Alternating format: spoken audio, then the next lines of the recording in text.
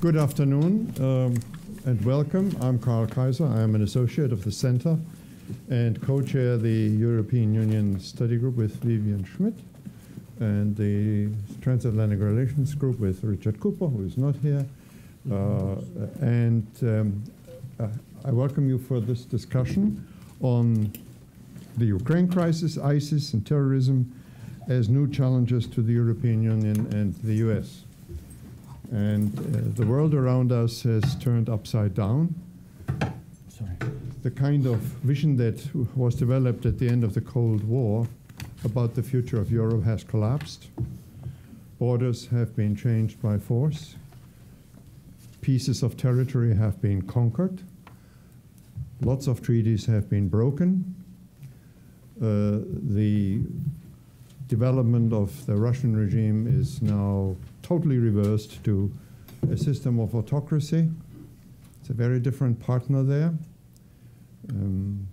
The hope that we would have a new kind of all-European order has been smashed. The hope that the Russia of Yeltsin and the changes would slowly develop in our direction of the West, that has been smashed as well.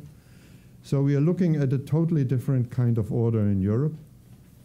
And right next door in the Middle East also, the situation, volatile in any case, has become even more volatile with the rise of ISIS, a sort of post-Huntingtonian clash of civilization element, including, and the United States and Europe have to deal jointly with it at a moment when the United States is also looking at the Pacific and at East Asia, and Europe is dealing with its enormous internal problems, the latest being, of course, the Euro crisis, and is at the moment led by a country that is seriously constrained when it comes to military and security policy. Well, we want to look at these questions and the challenges to the two sides of the Atlantic. And we have a superb panel.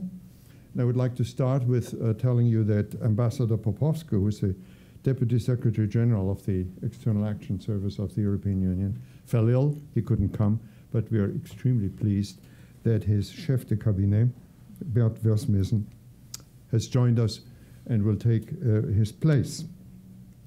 So I will welcome the speakers in the order in which they will appear. The first one is Jolyon Howorth, who is professor at Yale University, who has written a seminal book on ESDP, just appeared in the second edition. He will start by placing the crisis in the context of the development of ESDP. He will be followed by my colleague at the Kennedy School, Stephen Walt, who is the Robert and Renee Belfer Professor of International Affairs there. He will be followed by William Wohlforth, who is the Daniel Webster Professor at Dartmouth College. And both will probably focus more on the US perspective, looking at the crisis, also on the US-European dimension and how they see the EU in this context. And to wrap up on the academic side, Anand Menon, a professor of European politics at King's College in London, will then conclude this session, and then the final word will be with Bert Versmessen, who will look at it from the point of view of the External Action Service and from the European Union. So I would suggest, gentlemen, that the first group speaks for about 7 to 8 minutes max. And of course, Mr. Versmessen gets a little more, since he represents all of Europe, so you need more time. All right, Jolyon, you're the first. You can speak either from there or from here, whatever you prefer. I'll stay here, actually, if that's okay. So, all right. I want to address 4 quick issues about the European Common Security and Defence Policy, CSDP. That's the acronym you've got to get your head around. Why do we have it? What does it do? What is it, in fact, really for? And where might we now take it? And I hope in so doing that I will not be struck off the Christmas card list of Bert Versmessen and the External Action Service. Why do we have CSDP? It's a question that Europeans tend not to address with any degree of enthusiasm or rigor. in part because they don't agree, and they know they don't agree. The easy answer, obviously, is because of the wars of Yugoslav succession, when the EU was obliged to watch from the sidelines as other actors, the UN, the UK, France, and eventually the US and NATO, did the heavy lifting. A slightly more complex answer is that Uncle Sam was urging Europeans to get their Security and Defence Act together, way back then and even before then, and vaguely threatening to withdraw the US security umbrella if they didn't. And a third, and still more complex reason, is that the EU was emerging as an international actor, and it seemed necessary and or appropriate to have some military clout alongside. Since the founding moment for the European defence project in the 1990s, the periphery of the European Union has just gotten more and more unstable and violent, as Karl was saying. We liked to kid ourselves that we had a, quote, Europe whole and free. Yet from the Arctic to the Black Sea and from the Bosphorus to the Atlantic, there is an almost seamless continuity of crisis areas all around the periphery of the European Union, some frozen, some red hot, but all of which call upon the EU to offer at least some element of policy, if not, at least not yet, strategy or concerted response. So that's why we have CSDP. What does CSDP do? Well, since the mid-90s, we've had this project, this instrument, and no fewer than 35 overseas missions have been launched under the banner of CSDP. Of these, 7 were in the former territory of in the territory of the former Yugoslavia, which is, I remind you, inside the borders of the European Union. It's not external at all.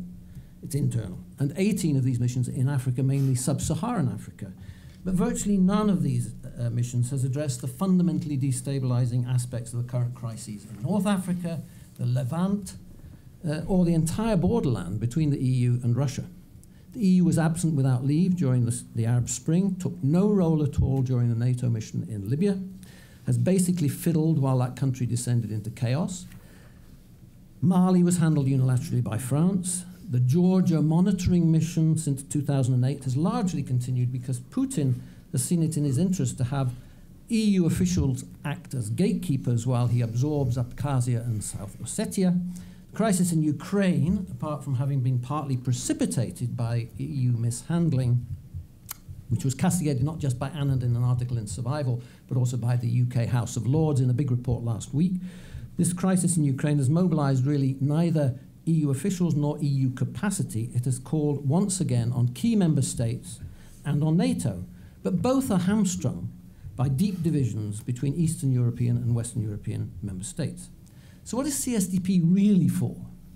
Why did we need an entire new policy instrument just to mount minor security operations in remote African countries, to contribute to policing in the streets of Kinshasa, to train rule of law officers in Iraq?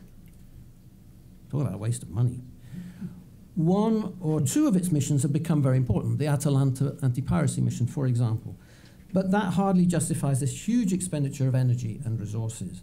I'm not being polemical, I'm asking what CSDP is actually for, really for. It was launched with a hugely ambitious agenda that has been gradually whittled down.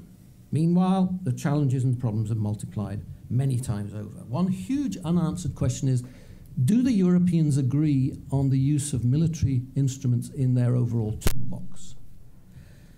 The principle of autonomy, which was so conspicuously trumpeted in the CSDP's founding documents, was predicated on 2 major assumptions. First of all, that an autonomous European instrument, autonomous from NATO and from the United States, would be necessary for the Europeans to stump up the resources necessary to underpin a military capacity.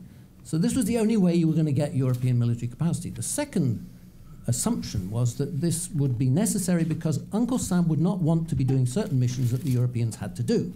So they needed political and strategic autonomy in order to do this. The sad truth is that neither of these assumptions has worked out in practice. European military capacity remains seriously under par and is getting worse with the budget cuts. And there has to date been precious little sign of any seriousness of purpose on the strategic front, although that is perhaps now changing with Federica Mogherini, the new High Representative, who is writing, or people around her, one of whom I think is Bert, are writing a new European security strategy document. So keep that in mind. So where do CSDP and NATO go from here? 4th point. If the main reason for pursuing autonomy from NATO has not delivered on its promise, either capacity or strategy, if CSDP has demonstrated its severe limitations in dealing with significant regional crises such as Libya, Mali, Ukraine, and beyond, and if the US is serious about tilting to Asia, big question, and wanting the Europeans to take greater and greater responsibility in their neighborhood, then what is the point of continuing to run two completely separate agencies of security and defense in Europe, both of which are operating suboptimally? Despite many years of US warning shots across the Europeans' bow, despite a sustained message of leadership from behind in Libya, Syria, Mali, Ukraine, etc., the fact remains that unless and until Europeans become convinced that they have no alternative but to take on major security responsibilities in the neighborhood and leadership, unless and until, in other words, the US actually threatens them with something, abandonment, the Europeans will continue to free ride. Why wouldn't they? I've often been asked at events like this one, what would it take for the Europeans to become convinced that they must do more for themselves? Well, you might have thought that after the lessons of the Balkans, which actually triggered CSDP, the Arab Spring would have done the trick. Nope. You might have thought the annexation of Crimea would do the trick. Nope. You might have thought that the war in Ukraine would have concentrated European minds, and I'm sure Bert will tell us about that. Barry Posen recently argued, I don't think he's here, that even a Russian takeover of the totality of Ukraine would not have any impact on American strategic interests. Be interested to know what Bill and Steve think about that. But Europeans don't believe that for a moment. I'm done. There remains a blithe confidence in Europe that the US will always be there when push comes to shove. In my view, that is the confidence that Washington needs explicitly and consciously to call into question, not via a policy of abandonment, via a policy of cajoling the Europeans to take over greater and greater responsibility. There are many ways of doing this. Leadership. I believe they have to do it through a merger of CSDP and NATO. That's my most controversial proposal. But until this happens, the situation will remain one of European helplessness and US protection. It was largely to get out of that we launched CSDP in the first place. We need a totally new approach. I'm done. Thank you very much, Jolyon. That's a very clear thesis, very critical one, and I'm sure there will be some responses. Now, next is Steve Walt. I am tempted to just say what he said and move on, but I'm not going to. I'm going to offer a pessimistic view on transatlantic security cooperation, but a slightly different one than Jolyon's. And my basic point here is that formal cooperation between the United States and Europe, either NATO or the EU, however you want to think about it, is going to continue to decline, hopefully without a lot of rancor or animosity. It's not going to disappear entirely, especially when it comes to things like counterterrorism and certain forms of intelligence sharing. But the high water mark of transatlantic security cooperation is behind us. Now, if this seems too depressing, although I don't think I can beat Jolyon on that, I'll confess I've been saying this since 1997, so if you don't want to believe me, you have reasons to discount it.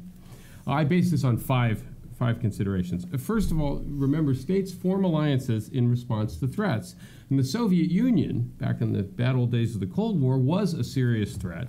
That danger led to an unprecedented level of cooperation and solidarity between the United States and Europe. No similar threat exists today, which is why Europe and the United States have been drifting apart, I believe, since the early 90s. And the question is, will Russia's recent behavior revitalize the alliance? Well, Jolyon's just indicated it hasn't happened yet, and I don't think it will. Russia, even at its worst, is nowhere near as dangerous as the Soviet Union was. It's a declining power, devoid of ideological appeal or the same level of military clout that the Soviet Union had. And even there, American and European leaders don't agree on how to handle whatever challenge it now poses. And they don't agree on this whole question of whether NATO should continue to expand, not as a practical matter. Concerns about Russia may produce some minor, largely symbolic gestures, especially in the Baltic region, but it's not going to produce a new transatlantic consensus on what to do. Second, the absence of threat is compounded by the gap between European and American capabilities. Despite the sequester, the United States still has global military capacity, spends about twice the percentage of GDP on defense that Europe does. Europe still needs American help, but the United States does not need European help. In fact, many American experts believe it's much easier for us to fight alone than fight in partnership with our allies, who are mostly there for symbolic reasons. In theory, Europe could deal with any potential military challenges it faces. NATO's European members, not counting the United States, spend roughly 3 or 4 times each year on defense what Russia spends. So the wherewithal is there, but it's yet to assemble that potential into a serious military capacity. Now, to be fair, I think that's partly because the United States has always been ambivalent about Europe actually having real military capacities of its own. We're torn between wanting to have strong allies in Europe and wanting to have compliant allies in Europe. So every time the Europeans even talk about getting serious, the Americans are not always enthusiastic about it in practice. But given the American role in other parts of the world, it's going to be much harder to justify to Americans having to defend what is still a rather wealthy continent. Third, after the Cold War, NATO went through a major effort to refashion itself from being a defensive alliance into a broader collective security organization. Remember the old line, out of area or out of business. Began taking on a set of ambitious new missions, and if this had all worked out well, we might be viewing this as a great success, very valuable, support would be very high. But of course, that new mission didn't work. The Balkans were maybe the biggest success, but quite contentious at the time, yielded rather ambiguous results in many cases. The Iraq War, of course, was very divisive. The result in Iraq, a disaster. The Afghan War, largely a failure. Lots of intra-alliance tensions there. The Libyan intervention, of course, produces a failed state. And NATO expansion eastward went too far, poisoned relations with Russia, precisely as critics had warned back in the 90s. So it's going to be hard to justify greater transatlantic security cooperation on the basis of the track record of the past 20 years. Now, one could also argue, this is my 4th point, that Europe and America need to cooperate against terrorism, and this is the glue that will now bind us together. Cooperation against terrorism is a good idea, but the actual danger from terrorism is greatly exaggerated, events like the events in Paris notwithstanding, especially when you compare them to lots of ordinary dangers. Europe has a legitimate concern with Islamic extremism. The problem is that American Middle East policy tends to make that problem worse. And over time, we're likely to see a growing gap between how Washington deals with the Middle East and how Europe does. By itself, I don't think cooperation on terrorism is going to be sufficient to sustain a deep level of security cooperation. Although, again, I think we will see, counterterrorism coordination of various kinds. Last but not least, the rise of China is altering geopolitical realities in ways that are going to undermine transatlantic cooperation.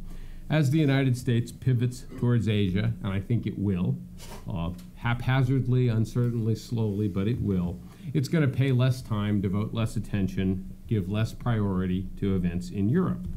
Unlike the Cold War, the EU has a big economic stake in maintaining a good relationship with Beijing. China is the EU's #2 trading partner. It's not going to want to do anything to disrupt those profitable ties. And by the way, that trade includes 18% of China's arms imports coming from the EU. So given the gap in capabilities between what the American military can do and what European militaries can do, the EU can't do very much in an Asian context. If a crisis were to erupt over Taiwan or the South China Sea, Europe's vital interests aren't engaged, and it has hardly any forces to contribute. It would sit on the sidelines. And I'm not saying it shouldn't, but it would. So you put those 5 elements together, it's hard to be optimistic about transatlantic security cooperation. I think the best we can hope for is for the EU to get its own house in order, take greater responsibility for European security, and maintain a friendly but independent, or at least more independent, relationship with the United States. Given the situation in Europe today, however, even that will be a tall order. So my forecast is pessimistic, but as I said at the outset, I've said that before. Thank you. Thank you very much. Thank you. Bill Wohlforth. Well, you're seeing a theme emerge here that was started by Karl Kaiser, which is that the fundamental assumptions that we had for so long in the post-Cold War world are being overturned. Interestingly, however, we may draw different conclusions from those assumptions. I've got 3 propositions to make that are assumptions that were central for 20 years of thinking about this transatlantic relationship, all of which are wrong. Now, I'm not saying that they were ever right, but they're definitely wrong now. However, from those overturning those assumptions, whether I'm thinking along very similar lines to my colleague Steve Walt, I reached the opposite conclusion, which is that it seems to me the incentives for transatlantic security cooperation are, in fact, on firmer footing now than they were in the tumultuous 1990s in the first decade of the new millennium. So let me just walk through the 3 assumptions. The first assumption that has been just common at every conference like this I've gone to for 20 years is that the United States as a geopolitical actor is going to be declining in its relative salience. That is to say that it's always going to be big, but it's going to be less big than before, and that get used to it world, a smaller role for the U.S. Things are not actually panning out like that. If you take the so-called decline of the West, let's talk about the decline of the West and the rise of the East. The West, as an entity, the U.S. and all of its allies, have lost about 20% of global GDP over the last 20 years. But that loss is almost entirely U.S. allies' decline, namely Japan and Europe, not the U.S. decline. The big change in the world is the rise of Asia and the rise of the U.S. within the geopolitical West. The U.S.'s significance within the geopolitical West is growing, and if demographic trends are predictive, which they are, that will continue for the next 20 years. Meaning that as we go into the next decades, the salience of the U.S. within the West will begin to be like, not exactly as great, but like the salience of the U.S. within the West in the first half of the Cold War. So that assumption about the declining salience of the West was wrong, probably, but certainly is wrong and will be wrong. Corollary to that second proposition that was very common in all these conferences throughout the 90s and 2000s, early 2000s, was the increased salience of the European as a geopolitical actor. Well, we've already talked about that, Jolyon and Steve. That the vision of a more autonomous, capable EU that is making more rational use of its generous endowment of institutional and material resources, that vision has not panned out. And once again, for a variety of reasons that intersect between economics, politics, and demographics, just looking at the big picture, it's hard for me to see how that gets reversed very easily, given the real trade-offs that decision makers are making. I mean, I still hold out a hope. It would be awesome, but I just see very little evidence that, given the countervailing trends, the pressures on budgets, the pressures of the elderly, the pressures of a welfare state, the pressures of coming out of an economic crisis, and a somewhat different type of threat, that all that's going to be overcome. That's the second assumption that I think is increasingly is just simply wrong going forward. And the final assumption is also sort of interwoven with the previous remarks, just bringing it out here. The final assumption that one confronted for the last 20 years was a decrease in the salience of traditional geopolitical threats, great power relations. The fundamental assumption was that if we were going to evaluate the purpose of the transatlantic security relationship, the assumption was if we were going to value what we get out of this relationship, we couldn't measure that in terms of capability for dealing with other great powers, other states. The value of the relationship had to be measured in terms of these missions that were about order building, were about rights, were about enforcing a liberal vision of how the world should work. And if this alliance failed to deliver on that metric, this what we might call a liberal internationalist vision of what the transatlantic security relationship was for, if it failed to meet that criterion, then it was in a crisis. And that's why, of course, it has been in a crisis for the past 20 years. I won't mention, for those of us with gray hair, that it was also in a crisis for the previous 40 years, but it was in a crisis for the last 20 years because it was failing to measure up to this vision. But that assumption that the way to think about the utility of an alliance is the ability to be a global order provider is now, I think, wrong, because classical geopolitical rivalry among great powers is back. It may be coming back in slightly different forms, but it's back. It is true, as Steve says, the main fulcrum of this will be Asia, but it's also coming back in Europe, as recent events have suggested, which means the way we think about the alliance changes. Okay, So having said all these things, why do I reach the opposite conclusion to Steve? Is it just because that's what we always do, or is it because there's actual reasons? It's because, amazingly, and this is for those of you who know the scholarship here, I'm on very thin ice, notwithstanding the temperature outside, and that is I don't think about alliances the same way, that they only are there necessarily to aggregate power against threats of the nature of the Soviet Union. I think states maintain security partnerships when on balance the benefits of maintaining them outweigh the costs. Even if the way we think about the cost is slightly different than the traditional classic alliance. And if you look at the value that the U.S. gets out of this relationship, it's much higher, in my estimation, than Steve thinks, particularly just access, particularly interoperations, particularly the training it gets, particularly, there's a long list of benefits. And given that the U.S. is much more salient within the alliance, given that it's going to face the incentive to maintain this extremely beneficial partnership for itself, it seems to me that it faces a big incentive to make the security cooperation work going forward. And at the same time, for the reasons I just suggested concerning Europe's increasing challenges, Europe faces every incentive to continue it. Therefore, what we're going to see is a continuing partnership that I think is best thought of as muddling through, but in a new context that is far more conducive to what that alliance actually can bring to the table than the one that we've been talking about for the last 20 years. Thank you very much, Bill. Anand? Thank you very much. I'm going to continue on this theme of institutional resources, but again come to slightly different conclusions in talking about the European Union. Dan Dresner did a really interesting piece in his Washington Post blog last week. He wrote a piece about Ukraine, and he said the way to deal with Russia is to strengthen NATO, because the best way of signaling the durability of coalitions is via institutions. Institutions act as a powerful signaling device and strengthen the individual capacity of their members to signal to potential adversaries. Security institutions are meant to make the parts stronger. The argument I want to make is that actually increasingly the European Union is becoming something of a pathological security institution, in that it's not only not helping its member states particularly to aggregate their power and their collective resources, it is increasingly starting to undermine their ability to do so. And this in a context which all the previous speakers have stressed, where the need for collective European action is arguably greater than it's ever been. There are threats in the neighbourhood. There is an uncertain world way beyond the neighbourhood that threatens sea lanes and European prosperity. You have a less reliable United States, if what people say about a possible rebalancing or tilt is true, and you have far lower national resources in Europe.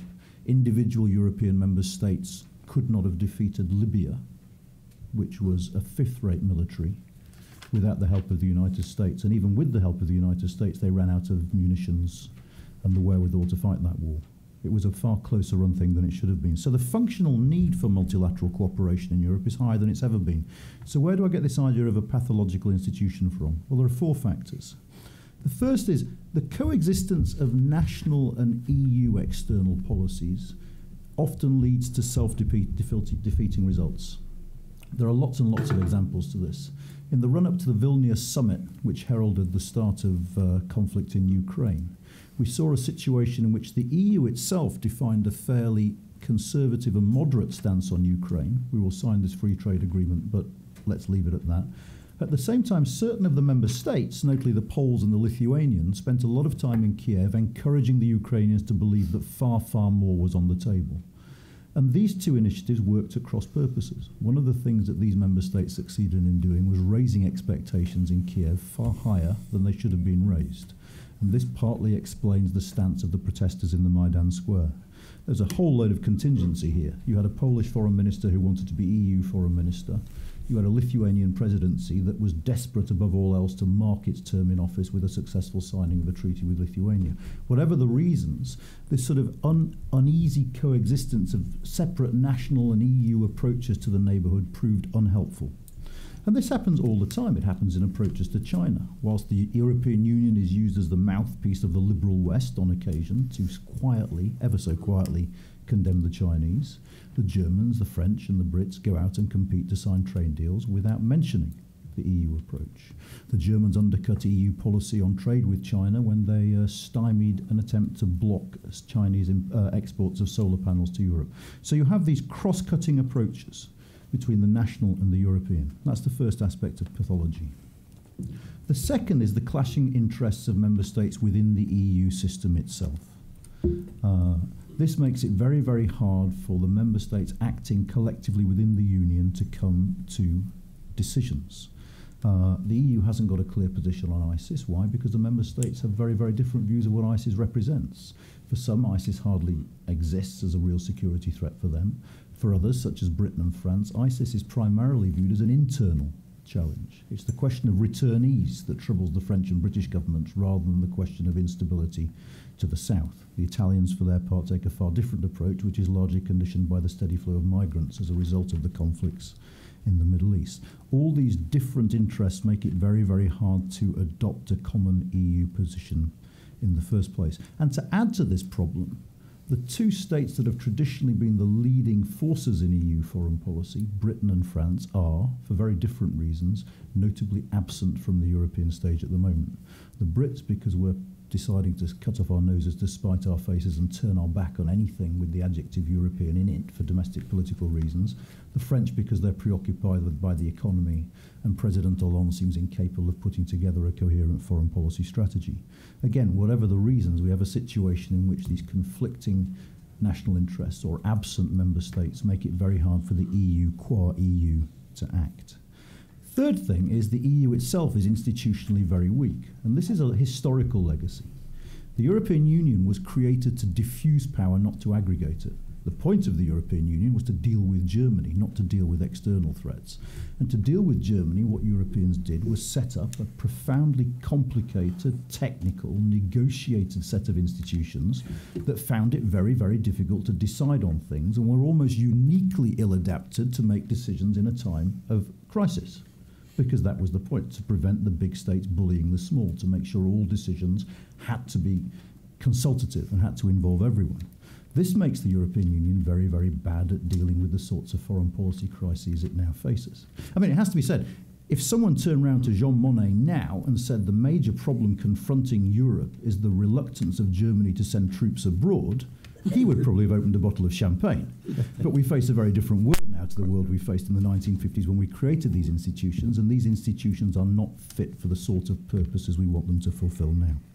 And the final point is we have a proliferation of institutions in Europe, and this often works against effectiveness. Institutions can often serve as a useful opportunity for blame and for venue shifting. The EU and NATO have never collaborated happily. They continue not to be able to collaborate happily, and the ability and willingness of member states to play one off against the other reduces the effectiveness of Europe in the world as a whole. Perhaps more difficultly and more importantly, member states have come to use the European Union as a kind of shield.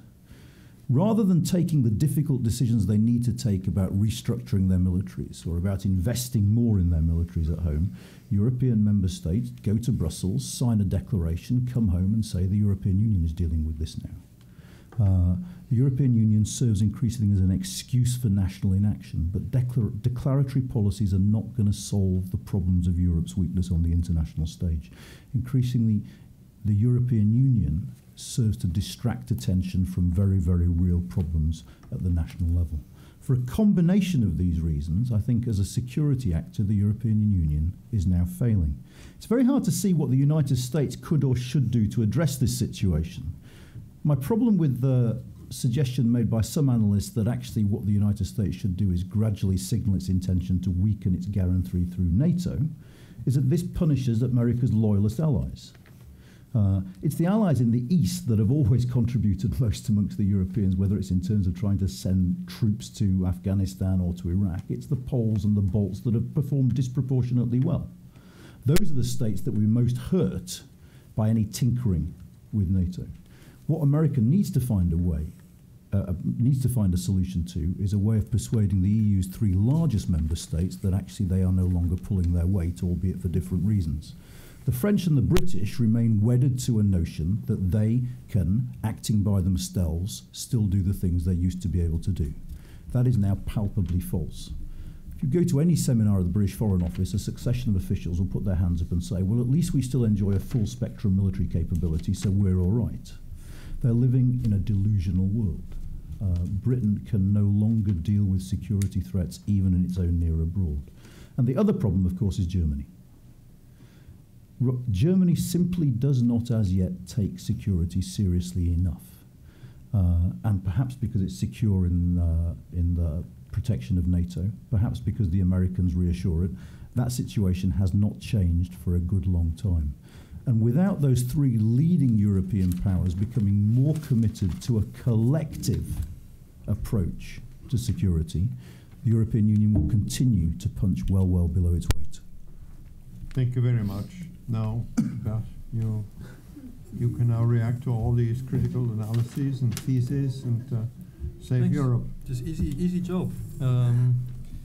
I guess I should start with a bit of a disclaimer as I represent an institution. Anything I say can and may be used against me, but only against me. We've heard a lot of assumptions, I must say. Jolyon's first assumption was that he is on the Christmas list. The second assumption is that CSDP and foreign intervention, military or civilian, is the solution to every foreign policy problem, which I would challenge. I think Stephen made a very strong case that actually what we have to learn from the major interventions over the past decades is a form of humbleness of the international community in trying to sort out third countries. By the way, I was impressed by the data about China, that we export so many arms as the EU, because we do have an EU embargo, an arms embargo, so I sort of wonder how that then works. And another assumption that I heard was that we could not have done the Libya operation on our own. Of course we could have done the Libya operation on our own as Europeans. But it would have taken a lot longer, and it would have been a lot messier. We ran out of ammunitions, missile-guided, very smart ammunitions, but we didn't run out of ammunitions. I mean, it would have been messier, bloodier, less surgical, but of course we could have done it. The UK and France assisted by the others. So lots of assumptions, and finally the one other assumption that I felt, but that I think Anand then clearly undid, was that the EU is a monolithic bloc. But no, we are not. We are actually 28 member states.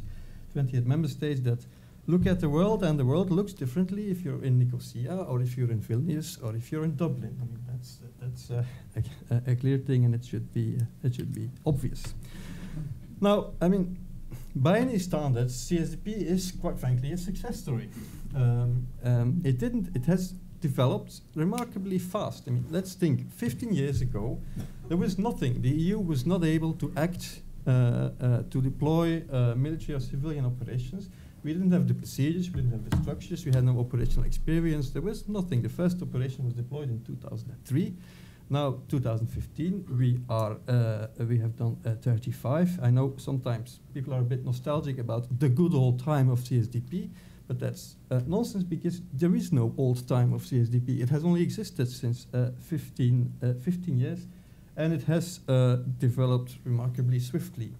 Then again, in the current security environment, where we indeed face, of course, a lot of turbulence to the south, open conflict in Libya, Syria, and Iraq, unfinished business in the Balkans, now change of borders by force in the east, one can ask the question, is this enough? Is what we have developed over the last 15 years, is this enough? And I think that's one of the strategic questions that we are facing. It is obvious that the downward trend in our security environment, in our immediate security environment, must have a consequence on CSDP. We've talked a little bit about NATO.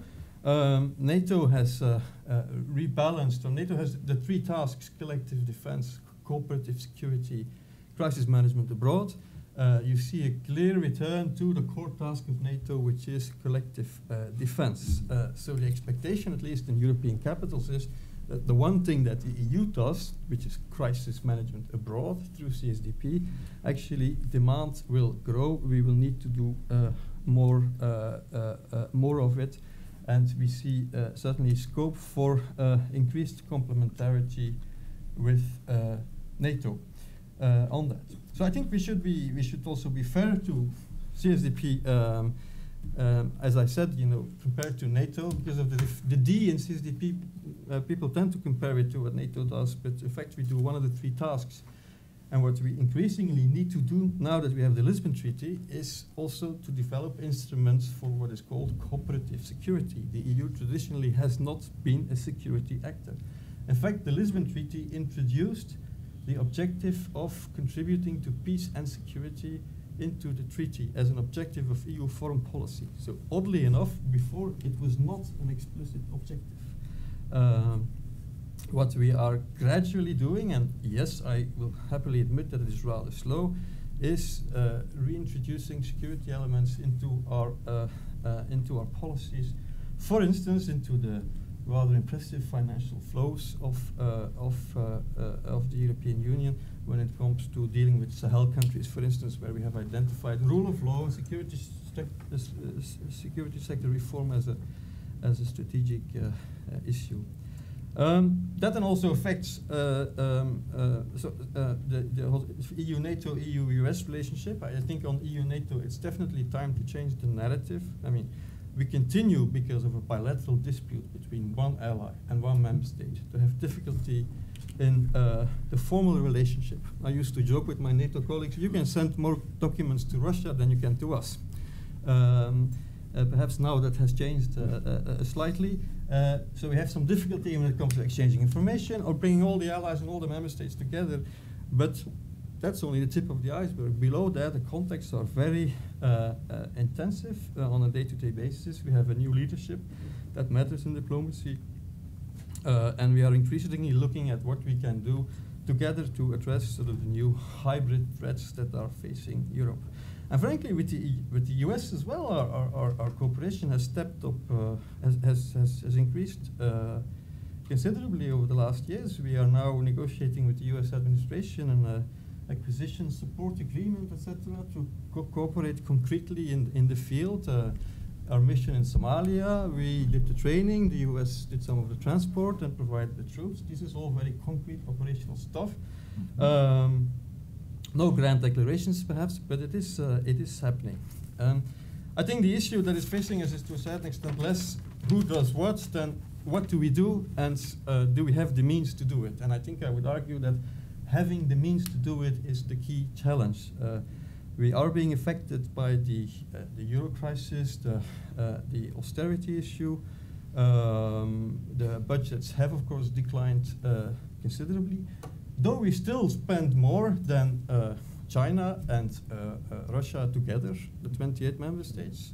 And we have more soldiers also than the United States. We have an output, an input-output problem that we are not addressing yet. There's been a little bit of progress also in terms of the spending. We are now more and more looking at how could we mobilize some of the European funding for the purpose of defense. I mean, for the first time now, the European Commission will move some money into CSDP-related research. So that's going, but perhaps also you might say it is not going fast enough.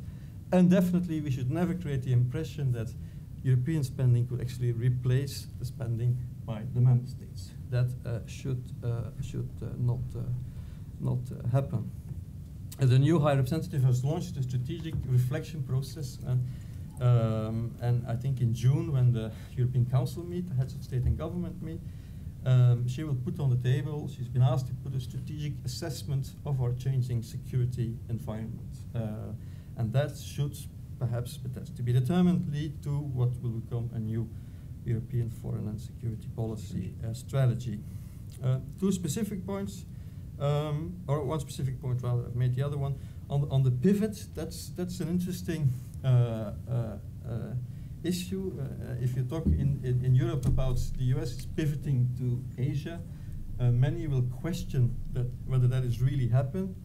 I think many also secretly hope that it is not happening at all.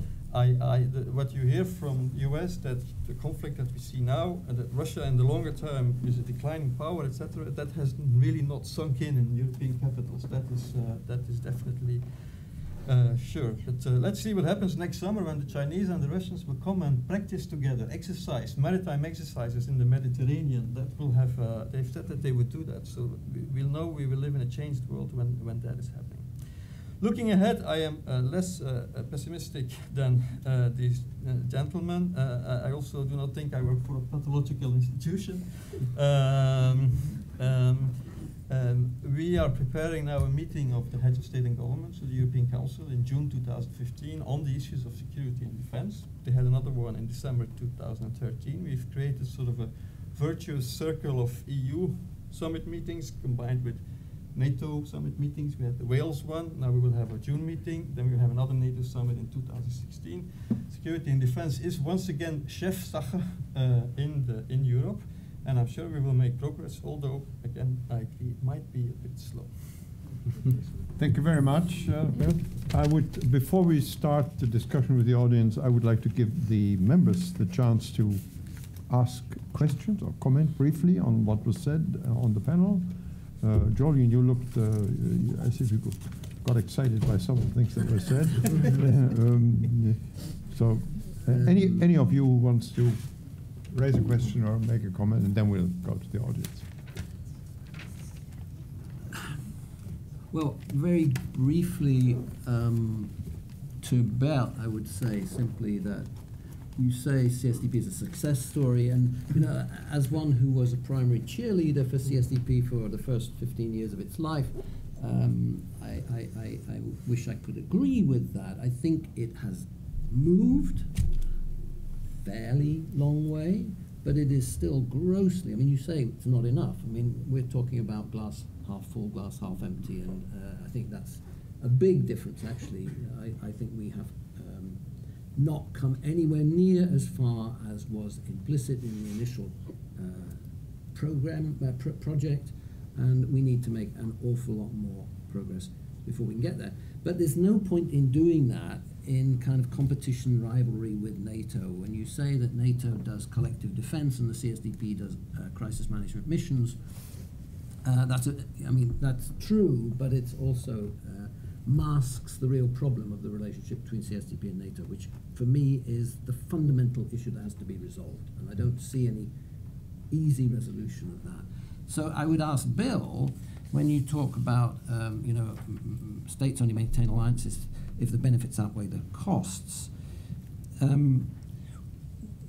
what is the alliance bringing to the table right now, other than bringing out into the open the fact that what the Lithuanians and the Poles and the Balts to some extent expect of Uncle Sam is the one thing that Uncle Sam does not want to give, which is divisions on the front line and an escalation of the military dimension of this thing. It seems to me that the alliance is in crisis as well, for that reason. Leave it to Bill, do you want to react? I think it's saying that it's in crisis is a little bit too strong. I think that we don't want to overestimate the threat that's coming from Russia right now. The differences are partly a question of what the United States is willing to do, but also a question about what it regards as a prudent response to a crisis. We're dealing with a great power that, by the estimation of almost everybody who studies Russia, is not presently, has neither the intent nor actually the capacity to reconquer Ukraine. Just think about how unbelievable that, for those of us my age, the fact that Russia lacks probably the intent and probably the capability to retake Ukraine is an astonishing 300-year shift. And in the light of that, the reluctance of the U.S. to put more actual permanently stationed troops on the ground, I think, is a prudent decision rather than a reflection of some sort of sense that the alliance lacks worth. I think the alliance has, and here's where the big difference is between people who favor a more U.S. policy that would pull back more from the world, is the degree to which there's a benefit in having the access, the long-term institutionalized relationships that allow American forces to freely act around that entire rim of Eurasia, the force benefits the U.S. gets from interacting with allies, and finally, the hedge against the possibility that ultimately you are going to need these allies. And if you calculate, going back to what you said, Anand, about the relative contributions of European allies to various missions. We may debate whether these missions were successful or not, but what we can't debate is if you measure contributions as a proportion of GDP or as a proportion of population, and you measure sacrifices, including military lives lost, as a proportion of, those were pretty big, those were pretty good numbers. So do you want to throw that away? Do you want to toss that out? I think a prudent leader would not want to. Thank you. Steve. I should just engage Bill on this because this is, clearly where we disagree. I agree with his appraisal of those previous assumptions, but the basic problem here is kind of structural. If the EU's share of world wealth and power is declining, and he made a compelling case that it is, then the American interest in protecting it is also going down. The whole reason the United States committed itself to NATO back in the late 40s, early 1950s was this sense that it was really critical that we keep Europe, the industrial might of Europe, out of the hands of the Soviet Union, and therefore we would do something we'd never done before in our history, permanently commit ourselves to Europe's defense. Well, if Europe's share of the world economy is declining, then the importance of protecting it is declining as well. You could argue that the risk to the United States, the cost to the United States is relatively low, but the point is that we're very reluctant to spend much at all and run any risks at all. Now, to protect NATO, yeah, we probably would, but not even John McCain wants the United States to commit troops to Ukraine, right? And that, I think, puts real limits there, too. So it's, I think, useful to have some of those things. It's nice to be able to use airfields in Europe when you're trying to go to someplace else. But the question is, how much is the United States going to be willing to do? I don't think the alliance is going to collapse. I don't think the United States is going to withdraw. It's just not going to devote a lot of blood, treasure, political capital, attention, etc., to maintaining what had been for the previous 40 or 50 years really the central strategic partnership that the United States has. So to use a metaphor I've used before, the alliance is going to look like the picture of Dorian Gray, right? It'll appear youthful, there'll still be summit meetings, there will be communiques every year that are issued. It's just not going to carry that much weight anymore. And to me, the fundamental question that sort of runs through all of this is who exactly is going to be responsible for European security, right? And my argument would be is over time, it will not be the United States, or the American role will continue to decline because the United States is going to be busy elsewhere, and because Europe does in fact have the wherewithal to defend itself. Thank you. We have not discussed at all here in our reactions how we deal with ISIS. I don't know, Anand, whether you want to comment on that, and also Bert, which is a different kind of problem that we're going to have. Is there any final thoughts on that before we turn over to the audience? Well, I think in Europe there is a genuine sort of lack of clear view on how you deal with ISIS. As I said, I think in Britain not just in Europe. Well, not just in Britain. I think in Britain and France, the big political issue at the moment is the issue of fighters going over there, getting trained and coming back. I mean, particularly in the light of Charlie Hebdo. And in Britain at the moment, there's the press is focused on these 3 schoolgirls that have just gone over to Syria via Turkey.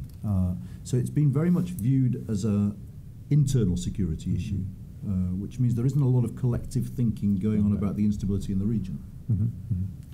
I think we can turn the debate now to the audience, and please state your name, if you want, your function, and ask your question with a question mark at the end. Chuck Cogan.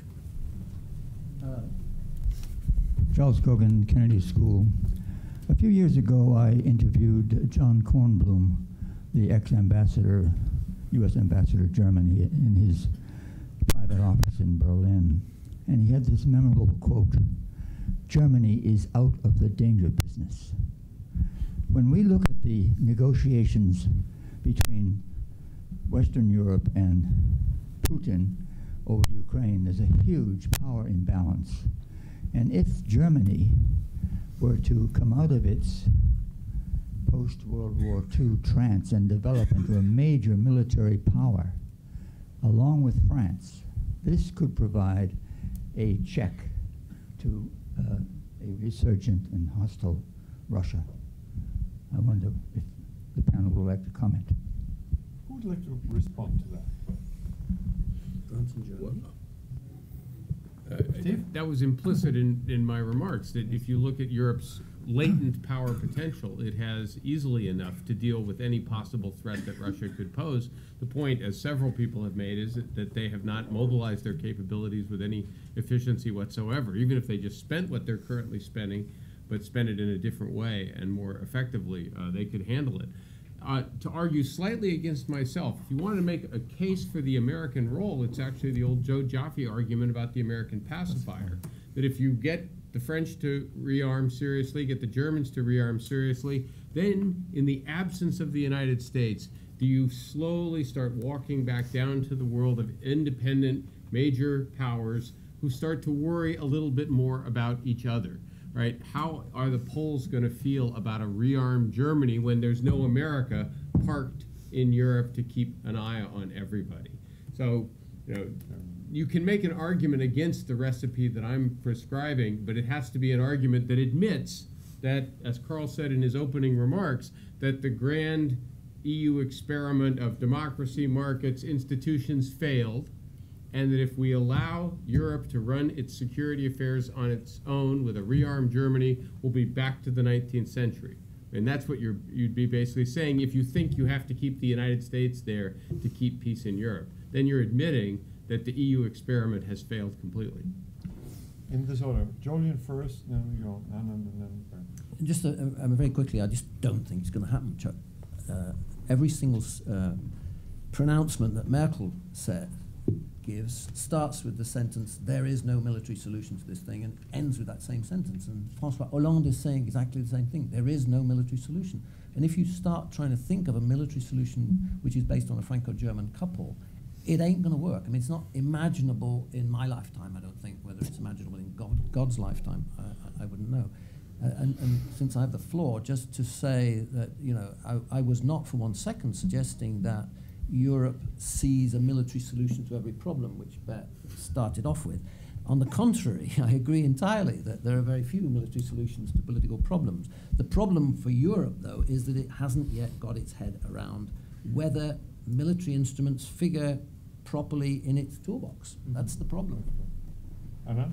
I really don't know what it would take to make the Germans take security seriously at the moment. I mean, there are such strong domestic constraints against it. It's very hard to see how they'll overcome these. I'm not sure the other member states are the problem you might have employed. I mean, Sikorsky only a few years ago said, actually, what we're worried about is not too much Germany, but not enough Germany. So I think those attitudes, I mean, if a Polish foreign minister can say that, that really is something. I wonder sometimes whether the way to make France and Germany work together more on security is for the UK to leave. I think actually one of the implications of the UK leaving the EU, which I don't think it will, is that actually it might push the French and the Germans to do more in security together. But there will be downsides to that scenario as well. Just a final thing to Bert on what he said, just to make it clear and reassure him. Most of the pathologies of the EU system are located in national capitals and not in Brussels. And that's a problem that is too often overlooked. Bert, you like to That's what I meant. You have the floor. Yeah, I mean, just I think if you listen very carefully, and of course for me it's a bit more delicate to comment on the position of member states, but if you listen carefully and you look carefully at Berlin, there is a change. I mean, both rhetorically, not this year, but I haven't followed in detail, but the year before at the Munich Security Conference, both the President and the Minister of Defense came out quite strongly in terms of we should be doing more as Germans on the military side, also in terms of crisis management abroad. And they are backing that up by action. They are not, okay, the first ones in the theater, but they are taking over the leadership of our Mali operation now. They have consistently provided 2 frigates in our counter-piracy operation. So, I mean, there is actually, Germany is contributing. And I find, again, politically, if you speak to members of the European Parliament, particularly then from Mrs. Merkel's party, there is this, if anyone is pushing for more European action, including financial, on security and defense issues, it is German members of the European Parliament. There is this clear sense, we as Europeans, we have a problem, we have a capabilities problem. The solution will likely not come from the member states because they're all out of money. We need to start mobilizing the the European toolbox, also in favor of security and defense. Perhaps I'm being wildly optimistic, but I do see signs of change that go beyond the rhetorics and are backed up by some action.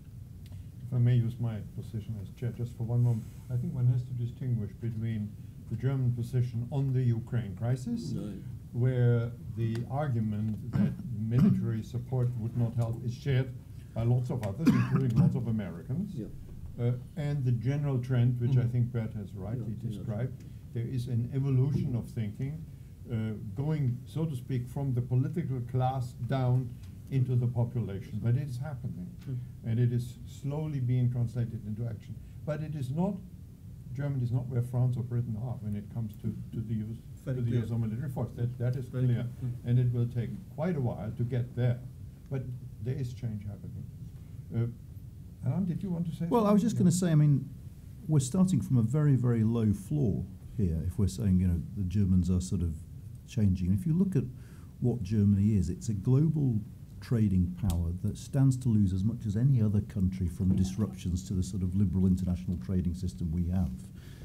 And actually, what Germany should be doing with regard to, say, the pivots is saying to the Americans, we're with you, because actually we share your interests in having this very stable global order, but the Germans insist on seeing the world in purely geoeconomic terms, rather than actually thinking about the political underpinnings of that economic order.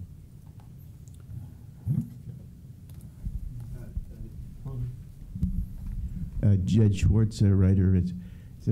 I was wondering if we look a little bit more at the economic weaknesses of the current situation, and I'd like to raise the question as to whether perhaps there's the treaty-generated economic benefits to Germany have been significantly responsible for their trade balance success and economic health. That is to say, if we could put a number on the amount of money that Germany has saved as a result of the Allied guarantees of her military security, and if that number could be leveraged on behalf of economically needy states in the area, including Greece, Ukraine, parts of, and maybe even Russia, that might begin to resuscitate the economic health of the entire area, which I'm raising the question whether perhaps it's the economic malaise, the economic stagnation in Piketty's terms, which is motivating the tensions between Russia and Ukraine and the West, and to a certain extent ISIS as well. Thank you. Anybody wants to react to this argument? From what I understood, you were almost talking about sort of imposing a free riding levy on Germany. That is to say, you know, if we take the difference between what you spend as a proportion of your GDP on defence and what the Americans do, and we transfer that sum to Greece, well, it would be a huge amount of money for a start. I'm not sure it would politically fly. Unanimous? I don't think it would politically fly. No, I mean, but there is. I mean, Europeans have been free riders on American power. The free riding thing comes up so often. Just want to make a quick comment about free riding, which is I almost will, lose my American passport for this and have to apply for a European EU passport, because we care about free riding because the failure of Europeans to do more that we claim, or to come up to some standard, some level, has so denudes them of capabilities that we can't do specific missions. And in that case, we can talk about these missions and tell me what the problem is. Or do we not like free riding because of emotions? Because it's just not, we just think it's not fair. And when I read the writings of people who, over the last 50 years, have written about free riding, in the Cold War, I think there was a better case to be made, but in the last 20 years, it's hard for me to determine the kind of emotional side from the practical, hard-bitten side. And it's always interesting that some people who portray themselves as realists who think that international relations really should be driven by rational calculation. That much of the free riding discussion is actually about an emotion, which is fairness. It's about a principle of fairness that they think the Europeans are violating. So I would just ask that, I myself don't really care that much if we spend a little bit more than them. It just doesn't bother me. I don't know why it doesn't bother me. It just doesn't bother me that much. We get more out of it, so what the heck. But I think if we talk about free riding, we should say what are the specific missions that are somehow being underfinanced because of European failure to do more for their defense, rather than just the overall idea that they don't spend to some level, arbitrary level that we've said. He's just a very generous person. Yes, over there. Hello, Aryeh Dahan. I'm a portfolio manager. If I were Vladimir Putin and I had just listened to this panel, I would be very empowered right now because I just took Crimea and I'm dealing on one hand with Europe, who is unable to deal with anything on its own, and on the other hand with the US, who is an unwilling participant in this crisis. I would like to understand what it will take for this Ukraine crisis to end, for Putin to do whatever we want him to do, whatever that is, I'm not sure, knowing that so far the sanctions have only made him more popular in his own country. Thank you. Who wants to react? Well, I think we all probably do. Yeah, all right, everybody. I'll just say that I think that that Putin, setting aside the domestic question, in Ukraine he is now in the domain of losses. Okay, he's behind where Russia was in the 1990s regarding where his stance is in Ukraine. He has lost ground. Russia has lost ground. I have a good colleague who, when I was last in Moscow, does research in the archives on the Yeltsin administration. The view of the Yeltsin administration towards Ukraine was that Ukraine was inalienably part of the Russian world and it must always be inalienably part of the Russian world. That was Yeltsin, that was Kaiser, that was the most liberal Russian government that has ever existed in the history of Russia and probably ever will exist in the history of Russia. Putin, this great strategist, is overseeing a long step back from that objective of Russian foreign policy of the 1990s. Therefore, he's in the domain of loss right now. And if that's the case, it seems to me that the Western policy of playing a longer game, of to coin a term from the American national security strategy, strategic patience, is probably a wise strategy. So I would just to set this whole context about Ukraine, I would make a distinction between lack of capability and will to do more and a real assessment of your real policy perspective, that is, say, what the best policies. And I think most of the differences are around what's the best policy response rather than we are weak vis-a-vis Putin, we don't have the capacity vis-a-vis Putin. Steve? Yeah. In terms of how to go forward to try and resolve this, I don't think Bill and I disagree all that much. But I think that the taproot of this was the Russian concern, whether legitimate or not, the Russian concern that Ukraine was going to be pulled into NATO and that this was a fundamental threat to Russian national interests. Again, we can argue that NATO poses no threat. That's irrelevant because what really matters is whether they think it's a threat and whether they had the capacity to derail that. So I don't see a way out of this in the short term if the United States and its allies in Western Europe don't eventually declare an end to further NATO expansion eastwards. We take that completely off the table, make it clear that Ukraine is not going to become a member of NATO in any of our lifetimes. And I, by the way, think that also applies to Georgia as well. Whether the initial expansion was a good idea, whether the subsequent expansion was a good idea, one could debate, but at this point, it's over. That, I think, is what we have to say. Now, if then over the next 25 or 30 years, through a much more gradual process than was being attempted 18 months to 2 years ago, Ukraine gradually drifts economically towards the West for any number of reasons. My suspicion is that process will happen. My suspicion is a post-Putin Russia or any other Russia would be willing to accommodate that. That's, I think, the way we resolve this, and I can't think of any other way that sort of settles it as a practical matter in the near term. I also believe that's not an offer we've ever put in front of them. Yeah, I would argue also that the sanctions are having quite an impact. If you look at some of the data, I mean, if you about capital flight, about the ruble, about well, most of the economic indicators in Ukraine are very red at the moment. At some point, and I join the argument about strategic patience, that will have an impact on the popularity. The defense budget was just revised downwards. Also, I mean, the oil price is having an impact as well. And to link back to the sort of previous comment on the spending and on the fair riding, it also depends on spending on what. Of course, if you say spending on military issues, that's one thing, but there's also other kinds of spending. And in the Ukraine, as the European Union, we are engaged quite massively, including with macro-financial support. The EU just adopted also a communication commission on the Iraq-Syria thing, mobilizing €1 billion. So I think we should look at the spending and the fair riding debate, the free riding debate in the context of, in a wider context as well, beyond just the spending. Well, I think I agree on the strategic patience argument, but the assumption of it, of course, is that Ukraine, or certainly eastern Ukraine, is expendable in the short or medium term. Now, we don't want to say that out loud, but I think that's probably the view of most in Europe. So the further west you go, that's the view.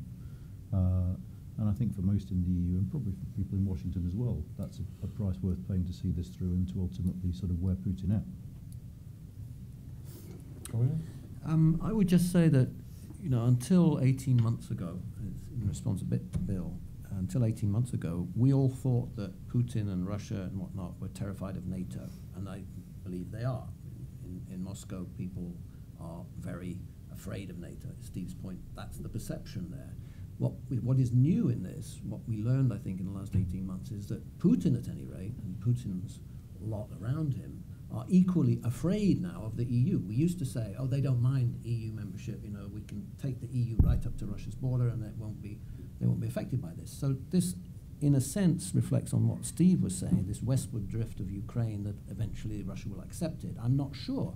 I was shocked, actually, by the extent to which the Russians made it very clear that they see the European Union and the Eurasian Union, whatever the Eurasian Union may or may not become, as, you know, real incompatible entities, and that this is therefore a real, the European Union and everything it stands for is a real threat to Russia. Again, it's all about perceptions, but it was pretty shocking to me that that sort of truth gradually, or rather, blew up in our faces. Over here. Thank you. Stella Gervas, Center for European Studies. I am wondering, when we talk about the European Union, is there some wishful thinking?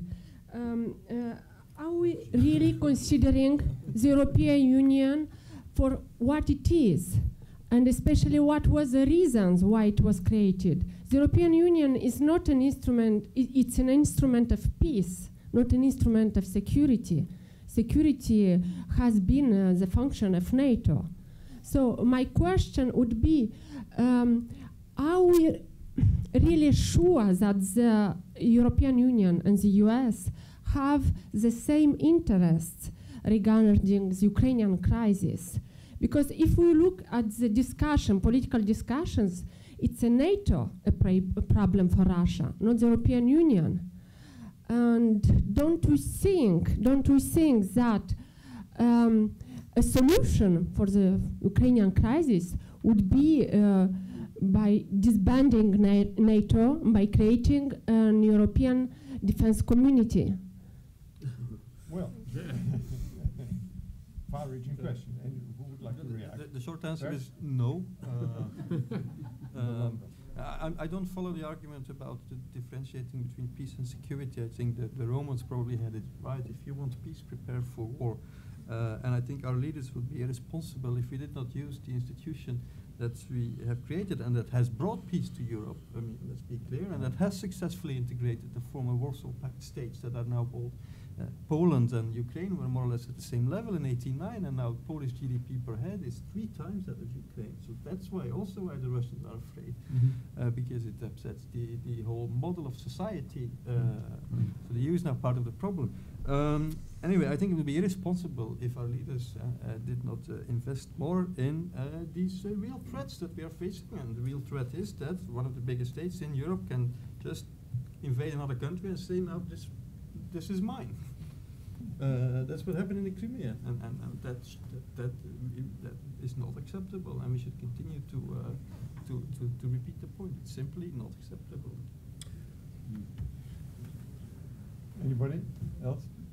Well, it's not acceptable, except we've accepted it. Yeah. I mean, Minsk 2 didn't mention Crimea.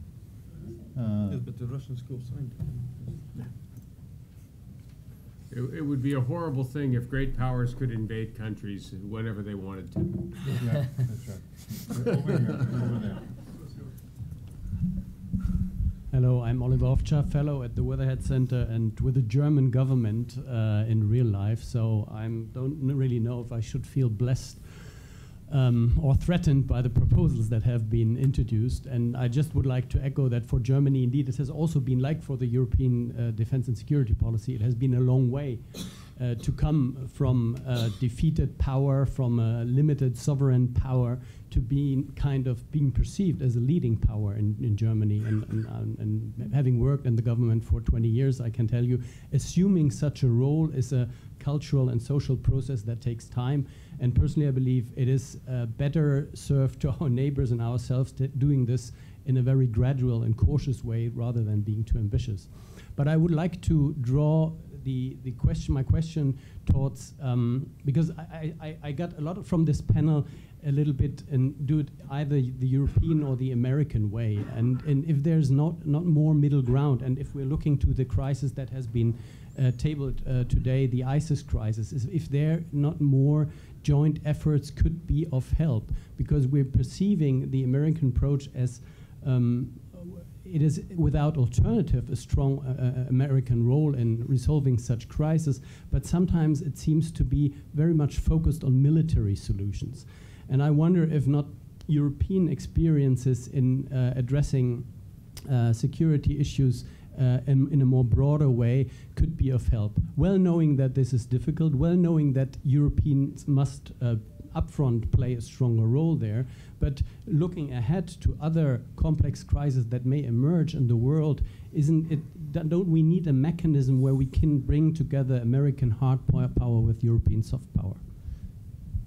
Specifically in ISIS? Specifically for ISIS, you mean? As an example right now. Yeah, I mean, I'm going to sort of also lose passports or some sort of credibility with. I think the solution to that problem in the middle of the Middle East is an Arab solution or is a Muslim country solution, is a coalition of Saudis and Qataris and others in the region who are massively armed. They have massively more than ISIS have in military terms. They should be primarily responsible for dealing with that problem. I don't think it should be primarily an American or a European responsibility to deal with ISIS. And as Steve said earlier, the more we are doing there, the more we are at least running the risk of exacerbating the terrorism problem. I'm not saying that we should do this in order to run away from the fear of, jihadis returning. I'm just saying that as a principle, it seems to me very skewed to suggest that somehow or other ISIS is a problem primarily for Americans and Europeans to deal with. That you shared by everybody here? I know it's not shared by you. Well, I mean, this is going to echo a little. We ought to keep this threat in perspective, right? The highest level, troop level that ISIS is alleged to have is like 30,000 poorly armed, poorly trained fighters, for the most part, controlling loosely an area that has almost no strategic resources whatsoever, surrounded by groups that they differ from. They're Sunnis, but they've got Kurds on one side, Shiites elsewhere, a variety of others. And many of the countries nearby, as Jolyon said, very, very well armed. And yet the United States is panicking in some strange way with American politicians and even some American military people referring to this as an existential threat, right? If 31,000, and again, that's the upper bound. Some people put the numbers much lower. Lightly armed, ragtag militias in a place of no strategic value can scare the mighty United States that easily, we have much bigger problems, right? And the problem of them exporting things back is a problem. I don't want to minimize this, but it's not an existential threat. What those returnees would be able to do does not threaten the fabric of Western civilization, and we are scaring ourselves with a set of figments and ghosts of our own imagination. Finally, the United States could not control the political evolution of that part of the world when we had 150,000 troops there.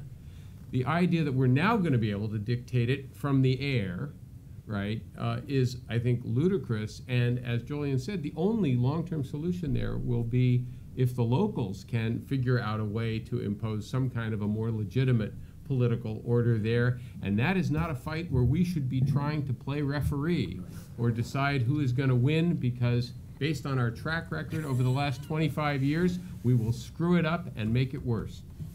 I'll just say something. Yet when I go to work now at the office, there is soldiers.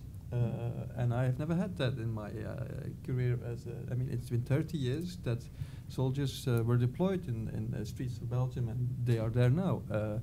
And the societies, European society, I mean, you raised the foreign fighters issue, and that's a bit of a misnomer. Of course, they are domestic fighters. That's the problem.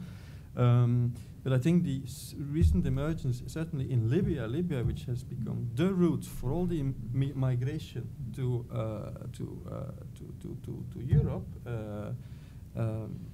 from the whole African continent. I mean, the disruptive effect, the potential disruptive effect of sort of ISIS-controlled area in Libya, which is very close to Italy and Malta, etc., is something that I think is perhaps taken very seriously, and not in a panicky way, but in a serious way in European capitals. And not only Rome, because I mean we have 50,000 Syrian refugees in Sweden, for instance. I mean these refugees arrive in Italian ports, but they don't stay there. They go on, and then you have the sort of security issues that may not be existential, but that do lead to the deployment of soldiers in the street in countries where this is very rarely done. All right, here's more. Chuck. You can't ask Sunni governments, Saudi Arabia, UAE, and Qatar, to send ground troops against ISIS. They're all Sunnis, and the population wouldn't stand for it. That's why there's limited air support, but you can't use ground troops to kill Sunnis by Sunni governments. It won't work.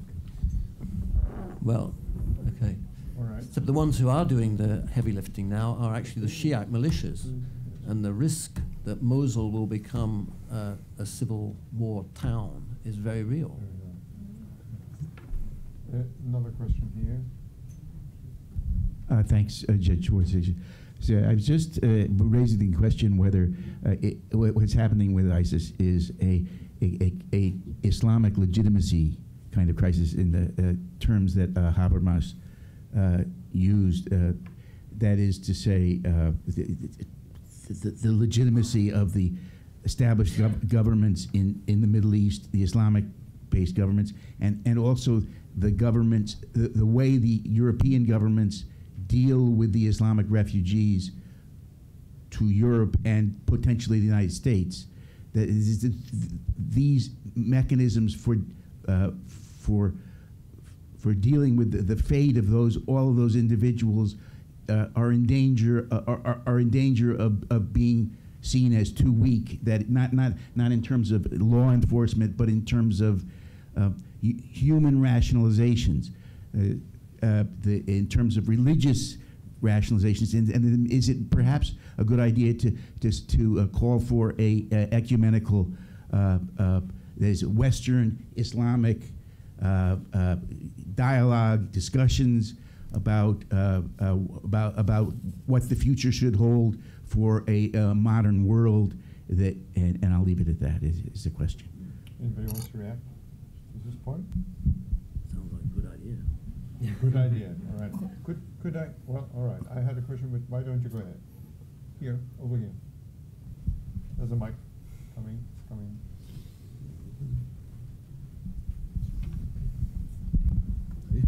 Thanks. Mick Kent, I'm studying at Harvard at the Advanced Leadership Initiative from the UK. I was interested, I think it was Anand who referred to the possibility of, if Britain withdrew from the EU, then maybe that might invite a stronger alliance or a stronger role between France and Germany. And I think you indicated you thought that was unlikely. One of the factors that might influence British voters might be the so-called special relationship between Britain and the US. And I just wondered, on the panel's view about, does that special relationship still exist? Well, it's a bit like what we said about Putin seeing NATO as dangerous. The British see the relationship as special. And for that reason, it has a significance in British politics, regardless almost of what the Americans say. The Americans are generally very nice to us and make us feel important when we visit here.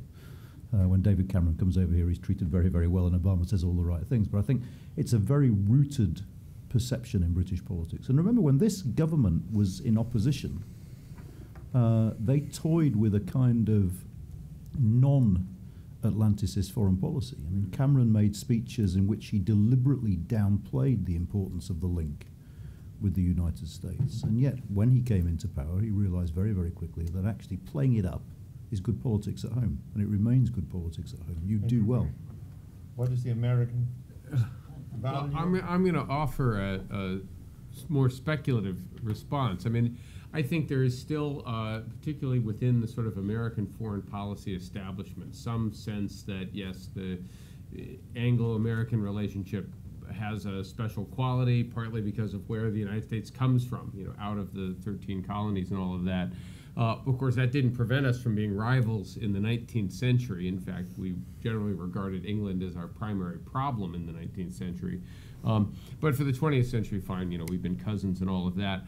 Just something to think about, and I don't know what the answer is here, but something to think about is that as the demography of the United States changes, the number of Americans who trace their ancestry back to Europe, even at a several generation remove, is going to decline. The number of people within the foreign policy establishment who are going to think that, you know, that Rhodes Scholarship was really all that important, and yes, they want to be just like Dean Acheson, and they remember the Berlin airlift, or at least they've read about it, is all going to decline. We're going to have more Asians, more Hispanics, etc., who aren't going to think of England as anything more than the place that sends us those cool TV programs. And I wonder if at that point, right, what we've thought of as the special relationship, you know, it's not going to completely vanish, but I wonder if it's going to erode to a considerable degree. You know, it might, but right now when I interview policymakers and when I look at the even recent history, not to mention history going back some years, there are actually some concrete areas in which it is special. I mean, certainly in intelligence. Yeah. Mm-hmm. Okay, so the intelligence communities are almost, I mean, there's just the access. And a lot of other countries would like to have that same kind of access. So there are a few areas in terms of defense cooperation where there's actually is measurably a different relationship. It's probably smaller now than it was 30 years ago in terms of there are other countries that are also getting these very, very favored access and this very, very close cooperation. But the standard American line always is we have no closer ally than Britain, which was beautifully ambiguous. But in reality, I think on some of these key areas, it actually is just measurably closer than other alliances.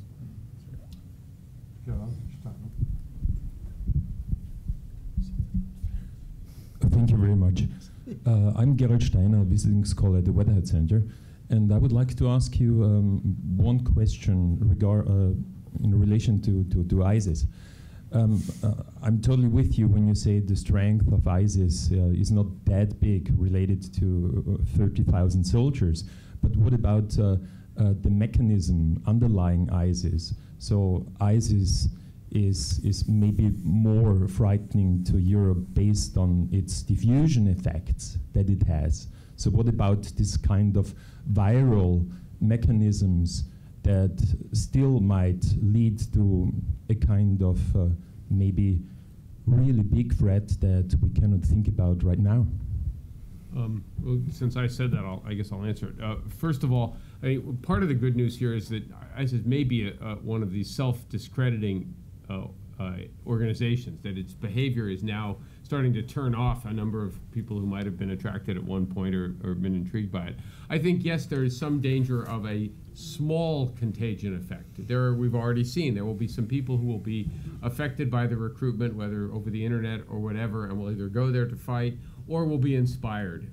We've seen this before in history, but the numbers are going to be small. It's not that we're suddenly going to see 1,000 people rampaging throughout, England or Belgium or somewhere, causing massive amounts of damage. There will be problems, I think. Two other points, that's basically a law enforcement and intelligence problem to be handled within each of these countries, and you don't make it any better by going and re-engaging or re-invading the place, because that's, of course, the central part of their message, that an unfair degree of foreign, oppression, occupation, colonialism, you name it, has led to these disasters, and therefore they all have to come together and wage jihad against the evil foreign oppression, or they're local lackeys, right? The last thing you want to do is sort of play back into that narrative, it seems to me. I would just say that, there are two entities that are responsible for trying to deal with this problem in Europe, at any rate. And that is the state in each country has a responsibility to try to do something to even out these gross inequalities between the ghettos in which these people live and from which they are recruited. That's a responsibility which each state in every country, and I think that the degree of integration and assimilation of these populations has been lamentable in different ways in different member states. But it is also the responsibility of the communities in each of these countries, the Muslim communities, to do something about themselves and about policing themselves internally. Those are not incompatible, they should be a seamless whole. But I'm not sure, this is my final word on this, what is the result of Charlie Hebdo? I've done a couple of panels on Charlie Hebdo at Yale already. The answer from the French Education Ministry and indeed from the Elysee Palace is they have to understand that the secular republic loves them and that the secular republic is the answer. So if we can give them civic education classes so that they understand what the republic is, then we can solve the problem that way. I think that is going to exacerbate the problem. I think this is now the last question, Louise Stroke. Louise Stroke, Harvard Humanitarian Initiative. This is for Anna, and two small points. You referred to the functional need for multilateralism, and then which I'd like to dwell on a little bit, and your force pathology. You seem to indicate that member states have been using the EU institutions as a shield, and in a way, it's running the same risk as the United Nations. The United Nations have been used as a shield and declared scapegoat for all sorts of wrongs in international affairs. So how can you move along? I realize we talk more transatlantic relations, but how do you see multilateralism then needed and reinforced? And there's a huge structural problem, isn't there? Because to use multilateralism properly, the first step is to admit your own weaknesses and shortcomings. The reason you have these institutions is because individual states don't have the capacity to address the problems they face acting by themselves. And that has been the stumbling block in Europe, it seems to me. And in Europe, actually, this hasn't been confined to security and defence. We had years ago the famous Lisbon Agenda, which the European Union set itself. And I think it was in 2000 that the European heads of state turned up in Lisbon and said, in 10 years' time, Europe will be the world's leading knowledge-based economy. Then they all went home. Absolutely nothing happened because no one had made any commitments and no one had put in place any instruments to achieve this. They all went back to Brussels 5 years later and said the European Union has failed us. It's a common problem in the European Union is that sometimes institutions can help members achieve things they couldn't achieve acting in isolation, but other times you just go through the motions as a way of blame shifting and to avoid taking difficult decisions. And it seems to me in defence that is what's happening more and more, and there's no easy solution to it.